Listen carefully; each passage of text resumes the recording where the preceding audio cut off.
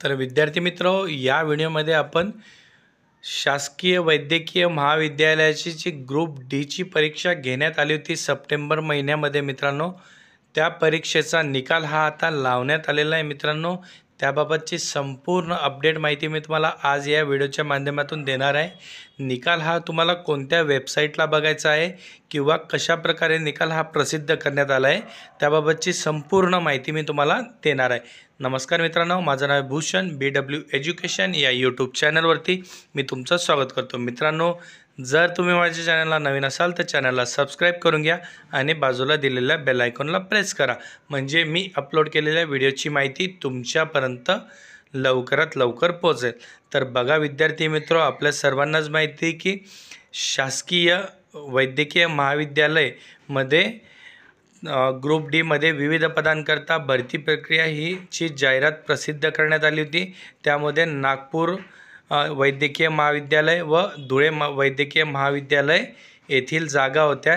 तर मित्रांनो बघा, आता गट ग संवर्गातील 137 पदांच्या भरण्याकरता 18/9/2024 रोजी घेण्यात आलेली परीक्षेचा निकाल हा जाहीर करण्यात आला आहे मित्रांनो। शासकीय वैद्यकीय महाविद्यालय व सर्वोपचार रुग्णालय धुळे यांचा हा निकाल प्रसिद्ध करण्यात आला आहे मित्रांनो। हा निकाल पदनिहाय वेगवेगळा लावण्यात आलेला आहे मित्रांनो। तुम्हाला जी ही लिस्ट आहे ती लिस्ट तुम्हाला कोणत्या वेबसाईटला बघायची बघा मित्रांनो, तर sbhgmcdhule.org या वेबसाईटला तुम्हाला हा निकाल अपलोड करण्यात आला आहे मित्रांनो। पदनिहाय PDF ही अपलोड करण्यात आली आहे। विविध प्रकारच्या पदांचा निकाल हा त्याच एकाच PDF मध्ये अपलोड करण्यात आला आहे मित्रांनो। तेथून तुम्ही तुमची नाव सर्च करून हा रिझल्ट बघू शकता मित्रांनो। फक्त जे पास झालेले उमेदवार आहे त्यांचेच नाव या लिस्टमध्ये आहे।